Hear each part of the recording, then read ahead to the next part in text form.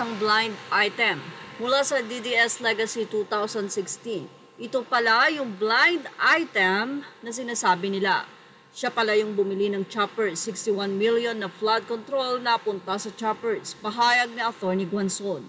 Ang hirap ng buhay ngayon, kakaranas lang ng matinding bagyo ng bayan mo tapos nagawa mo pang makabili ng bagong jet at chopper. Yan ang naging pahayag ni Atty. Rowena Guanzon November 2, 2024 at matatandaan na kung kamakailan lamang matapos mag-resign sa pagiging DepEd Secretary ni Vice President Sara Duterte ay isa sa ibinunyag niya ang di umano ay dalawa lamang ang may hawak ng budget ng Pilipinas. Walang iba kundi si Romualdez at Saldico. O ang opinyon ng netizen, may naniniwala at may hindi.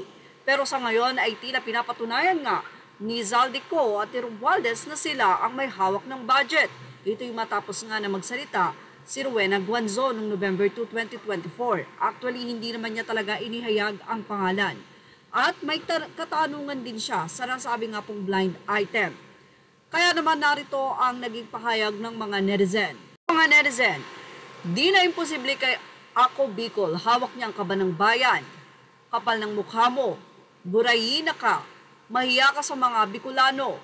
Baka raw makaahon sa pagkakalunod niya sa flood control projects corruption.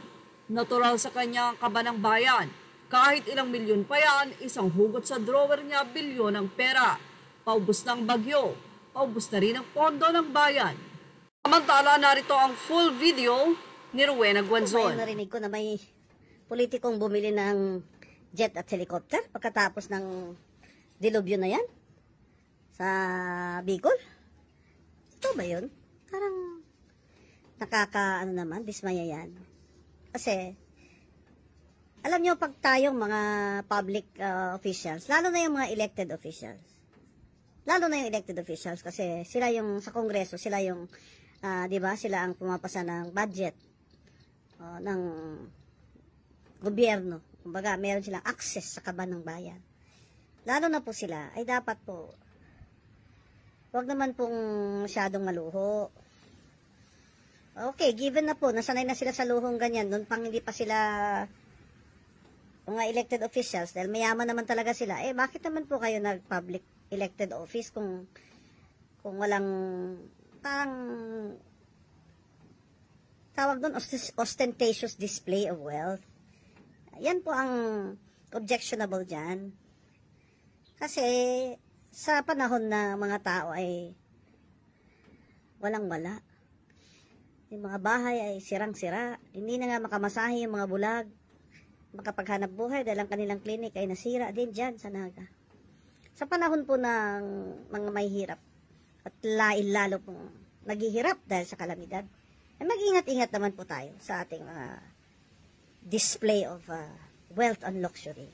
Kaya, kung ayaw nyo naman po masita kayo, di wag po kayong mag-run for office. Wag po kayong mag-elective office. Kasi ayaw nyo sisita kayo Sabihin nyo, dati naman akong may mga ganitong kayamanon dati po yun, private kayo.